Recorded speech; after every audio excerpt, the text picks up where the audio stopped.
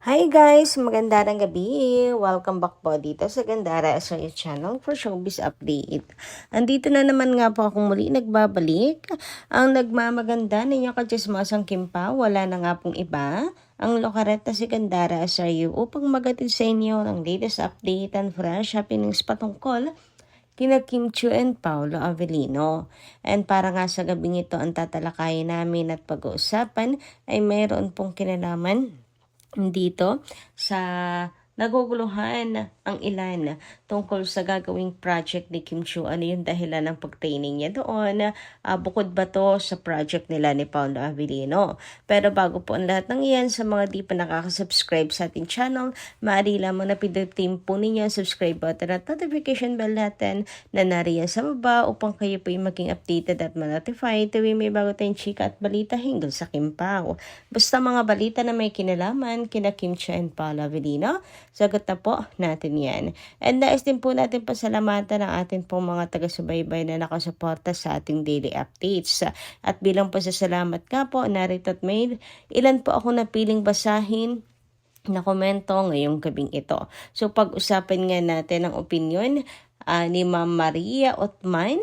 First comment na napili natin tonight na basahin. Shoutout po sa inyo, Ma'am Maria, at magandang gabi. Ayun dito sa kanyang comment, "Hi Gandara, hello. Alam mo Gandara, napapag-isip lang ako. Sa akin lang ito. Kasi hindi kaya si Paolo ay may plano na makipag-negotiation sa Viva Management. Di kaya pinagsabay niya ang project nila ni Nadine at the same time may project sila ni Kim Chiu.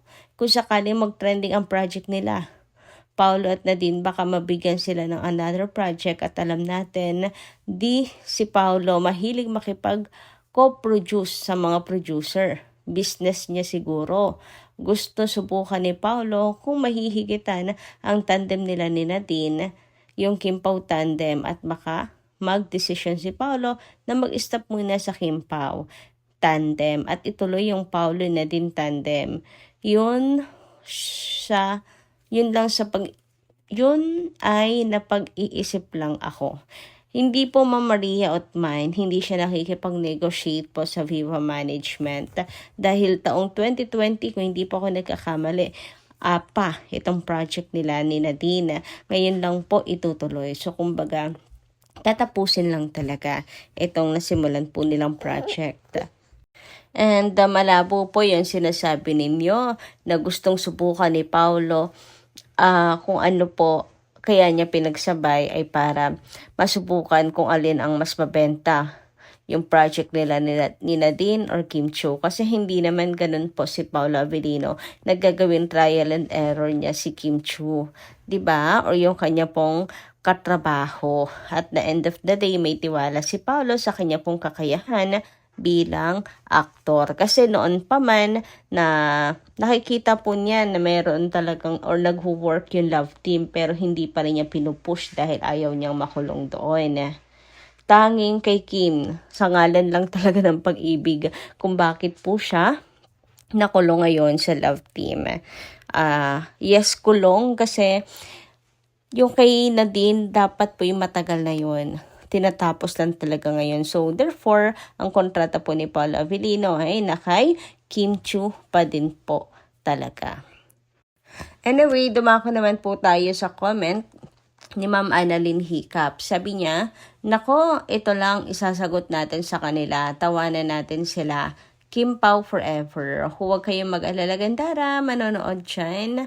Mga yan, para pintasan ang Dialipay. Sure ako niyan. Pandagdag ng rating yan. Nakakatawa sila kung ano-ano na lang hinahanap para ibato sa Kim Pao. Sorry kayo, patiba ng patiba. Ano yung patibay siguro na patibay. Patiba, yun ang patibay. Papunta pa sila sa world tour. Siguradong maraming mangyayari doon. Sigurado mag-abang na naman ang mga basher. Pasensya na guys ha, medyo yung iba kasing word hindi po malinaw.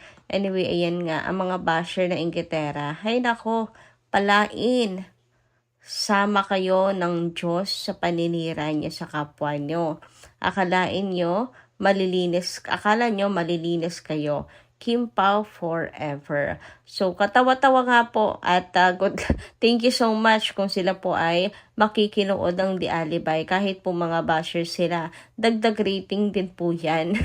Tama kayo dyan, Ma'am Annalyn Hiccup.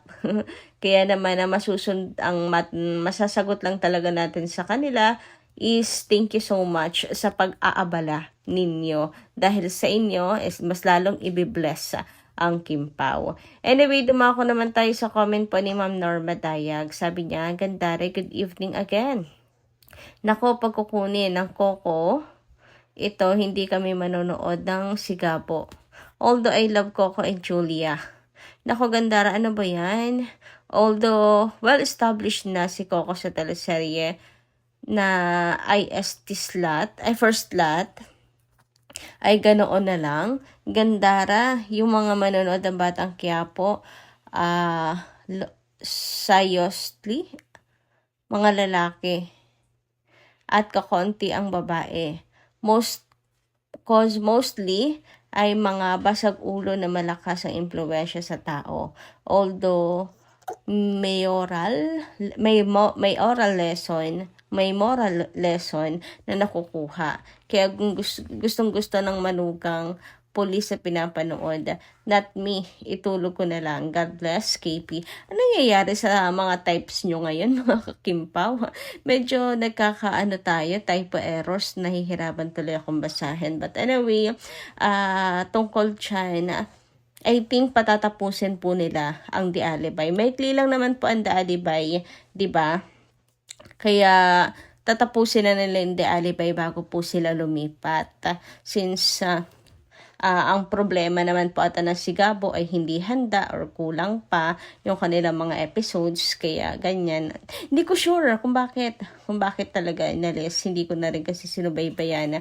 Ang sa akin is happy ako na napunta po sa Kim Pao at pinagkatiwala po kina Kim and Paolo yung slot na yon. Naniniwala ako na hindi naman babastusin ni Coco si Kim and Paolo para basta-basta na lang palayasin sa first slot kung kailan nila maisipan. Anyway, nabako naman tayo dito sa post ni MJ Felipe, kung saan sabi nga niya, nothing and no one can break Kimi.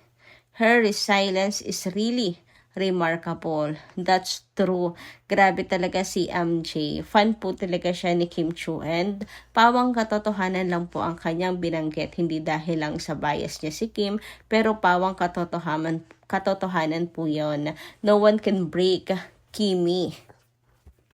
Sabi nga dito, thank you po Sir MJ. Totoo naman kasi. Kaya madami nagmamahal dito kay Kim Chiu kasi kamahal-mahal naman talaga. Kaya nga ang lahat ng endorsement niya, nabudol na din ako. And she is also best endorser. Swerte ng ABS-CBN kay Kimi.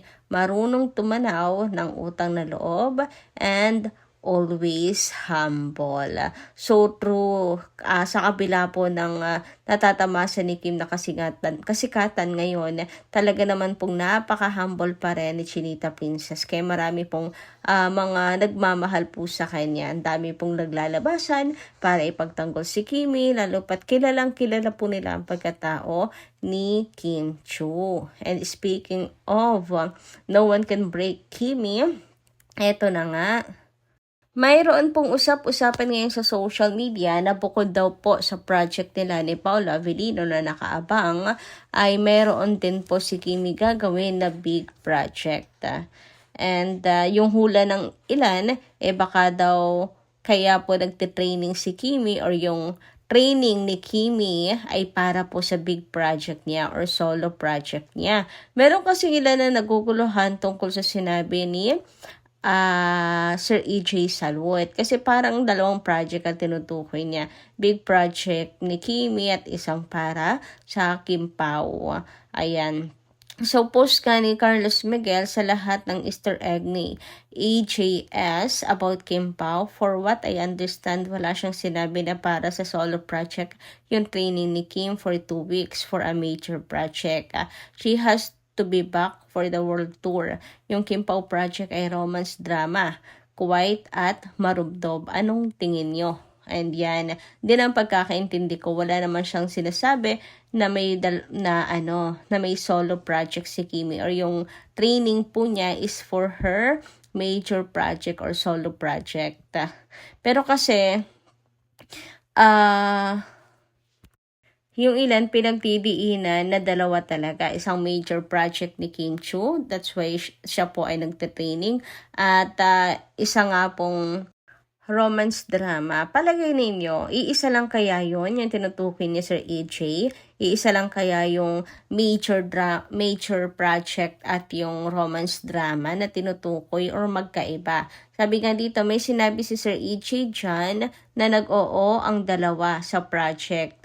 Ang sobrang ganda daw ng materials. Kung ito yon, ewan ko, depende lang kung magbaback out si Pao dyan sa project para mag-give way siya na makapag-solo muna si Kim na nire-required ng nakakarami. I don't think so. Umuo na po ang Kim Pao. So, ibig sabihin ay yung training ni Kimi ay para sa project nila ni Paolo. Yung training ni Kim para next project nila ni Pao, at first time daw nilang gagawin. Walang solo si Kim. First time gagawin. Yun pala yun nakakaloka. First time gagawin. Yung gagawin kaya nagte-training. Hindi naman bago si Kim at saka si Paolo sa romance drama. Ang intindi ko naman before, may solo si Kim and then meron uli Kim Pao project. Ano nga kaya, no? Basta ano man yang niluluto nila for Kim and for Kim Pao, support tayo. So kayo guys, ano yung say tungkol dito? Comment lang po dyan sa baba. At hanggang dito lang muna ang ating update. Maraming salamat po sa inyong pakikinig. Kita kasi po muli sa mga susunod natin chika. Maraming salamat at ingat po kayo palagi.